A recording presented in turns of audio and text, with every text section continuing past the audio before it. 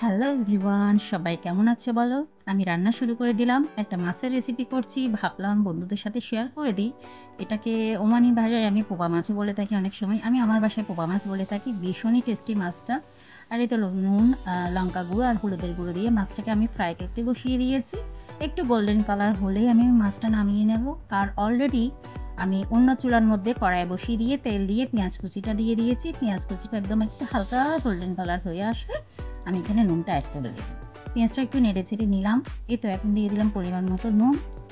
তোমরা তোমাদের স্বাদ মতো নুনটা দেবে অবশ্যই। নুনটা যখন খুব ভালোভাবে মিক্স করে নেব, তারপর এখানে আমি আদা আর রসুনের পেস্টটা দিয়ে দেবো। আর আদা রসুনের যে স্মেলটা সেটা চলে যাওয়া পর্যন্ত মিনিট 2 আমি অবশ্যই ফ্রাই করে নেব। ধাপে ধাপেই তো রান্নাগুলো করতে হয় বলো। একসাথে তো সবগুলো চাপিয়ে দিয়ে রান্না করে নিলাম, হয়ে গেল তা তো না। একটু টেস্টি করে খেতে গেলে একটু পরিশ্রম কিন্তু করতে হয়, একটু ধৈর্য নিয়ে রান্নাটাও করতে হয়। রান্নাটা আসলে একটা আর্ট। অনেকের আবার রান্নাটা ভালো লাগে না, আবার আমার না ভীষণ ভালো লাগে রান্নাটা। আর এই তো এই ফাঁকে আমি যখন আদা রসুনের স্মেলটা চলে গেছে, তখন এখানে আমি 2-3টে কাঁচা লঙ্কা চিড়ে দিয়ে দিয়েছি, কিছুটা টমেটো কুচি দিয়ে দিয়েছি। টমেটো একদম নরম হয়ে আসা পর্যন্ত আমি এভাবে একটু রান্না করে নেব। মিনিট 2 গেলে এই টমেটোটা একদম নরম হয়ে আসবে। কোনো রকম এখনও পর্যন্ত আমি জল অ্যাড করিনি। দেখতে পাচ্ছ খুব ভালোভাবে টমেটোটা একদম নরম হয়ে এসছে, পেঁয়াজের সাথে খুব ভালোভাবে মিক্স হয়ে গেছে। এই পর্যায়ে আমি মশলাগুলো দিয়ে দেবো। যে রেগুলার মশলাগুলো থাকে আমি সেগুলো দিয়েছি, এক্সট্রা কিছুই অ্যাড করিনি। এখানে দিয়ে দিলাম হলুদের গুঁড়ো, লঙ্কা গুঁড়ো দেবো, তবে অবশ্যই আমি কাশ্মীরি লঙ্কাটা অবশ্যই ইউজ করি, এতে কালারটা ভীষণ সুন্দর আছে।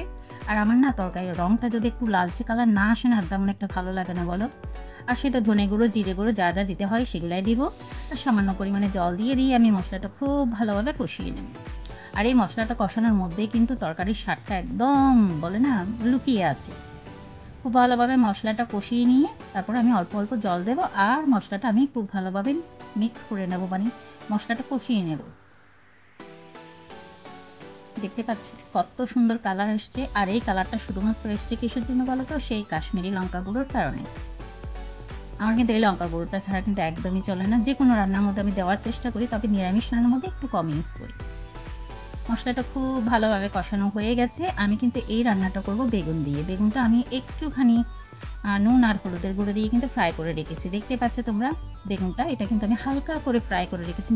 1 মিনিটের মতো ফ্রাই করলে না বেগুনটা একদম এত সুন্দর একটা নরম হয়ে আসবে না, তরকারি দেওয়ার সাথে সাথেই অন্য রকমের একটা টেস্ট পাবে। কিন্তু কাঁচা অবস্থায় দিলে না সেরকম একটা টেস্ট পাওয়া যায় না। একটু ভেজে নেবে, দেখবে তাহলে ভীষণ টেস্টি হয়। আর এই তো মশলা কষানোর পাশাপাশি আমি এদেরকে খাবার দিয়ে দিলাম। এগুলো আমার নান্নু কুন্নুরা, আমার কিউটি পায়রা। এদেরকে খাবার দিয়ে না দেখে থাকতে ভীষণ ভালো লাগে জানো, কি সুন্দর করে খাচ্ছে দেখো। আর মাছের গন্ধ পেলে বাবা আমাকে তো রান্না করতেই দেবে না, আমার পায়ে পায়ে লেগে থাকে। এখানে এদেরকে যখন খাবার দিয়ে দিই একদম শান্তভাবে ঘুমিয়ে যায়, তখন আমি বাকি কাজগুলো করতে পারি। আবার আলাদা আলাদা করে দিতে হয় কিন্তু সবাইকে। আর এতে দেখতে পাচ্ছ এদেরকে খাবার দিতে দিতে মশলাটা খুব ভালোবাসে বেগুনের সাথে মিশিয়ে গেছে। আমি পরিমাণ মতো জল দিয়ে দিলাম। একটু গ্রেভি টাইপের হলে, একটু ঝোলঝোল টাইপের হলে না রান্নাটা ভীষণ ভালো হয়। আর বেগুনগুলো দেওয়ার সাথে সাথে আমি কিন্তু ভাজা মাছটা এখানে বসিয়ে দিচ্ছি। এই মাছটা কিন্তু এখানকার মাছ ভীষণই টেস্টি হয়। প্রায় সময় বাসার মধ্যে এনে থাকে আমার ছেলে, মেয়ে, আমার বর, আমি সবাই ভীষণ পছন্দ করি। আর তো মাছগুলো একে একে বসিয়ে দিয়ে আমি এখানে কিন্তু একটা বয়েল এগও অ্যাড করে দেবো। আমার মেয়ে না অনেক সময় মাছটা খেতে চায় না, মানে খুবই কম খেতে চাই। ওর চিকেন, মাটন এগুলো সব ঠিক আছে, কিন্তু মাছটা একটু কম খেতে চাই। ওর জন্য একটা এক্সট্রা করে আমি ডিম বসিয়ে দিয়েছি। আর ঢাকা চাপা দিয়ে 10 থেকে 15 মিনিটের মতো রান্না করে নেব। টকবগিয়ে ফুটে উঠেছে, এখানে কিন্তু ধনেপাতা দিয়ে তোমরা নামিয়ে নিতে পারো।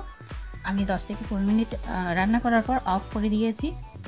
আর আমি কিন্তু সবসময় কী করি জানো তো, চামচটা দিয়ে না আমি তেলগুলা, যে লালচে কালারের তেলগুলো এসছে না, ভেসে উঠেছে না, সেগুলো সবখানে ছড়িয়ে দিই। আমার লালচে কালারটা না দেখলে না একদম ভালো লাগে না। দেখতে পাচ্ছ তোমরা, এটা কিন্তু আমি কাট করিনি। আমি ভাবলাম তোমাদের সাথে শেয়ার করি আমি কি করি রান্না শেষে। সে লালচে তেলটা কিন্তু সবখানে ছড়িয়ে দেবো, যাতে দেখতে ভীষণই সুন্দর লাগে। তাহলে দেখতেই পেলে আজকের রান্নাটা কেমন হলো কিন্তু কমেন্টে জানাতে একদম ভুলবে না।